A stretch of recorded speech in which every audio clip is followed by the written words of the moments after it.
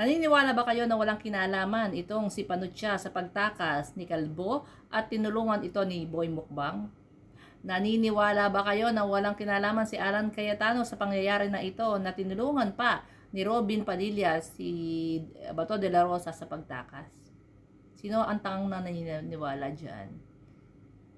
Na ikaw ang Senate President at kaalyado mo itong dalawa na ito at si Panutsia pa ang mismong naghatid para makapasok ng Senado itong si Bato de la Rosa.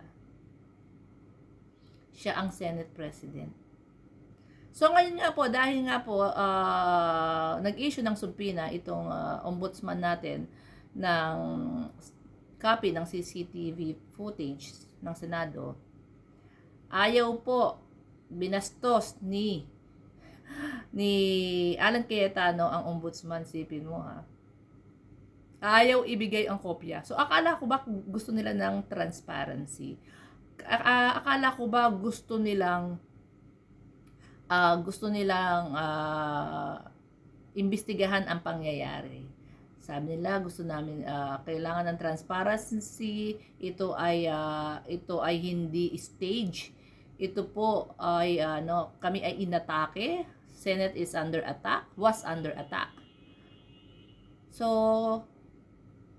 ba't ayaw niyong ibigay yung CCTV footage? Kung wala kayong tinatago, ibinigay niyo nga sa PNP, di ba? So, bakit ayaw niyong ibigay sa sa ombudsman? Hindi ko po alam kung talagang naibigay na sa PNP yung CCTV footage. Pero ayaw ibigay ni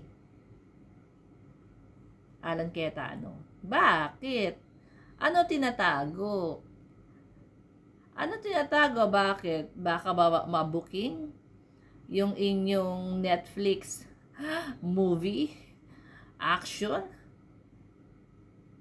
The Senate is under attack. May paggalit-galit ka pang ganyan. So, yun nga po.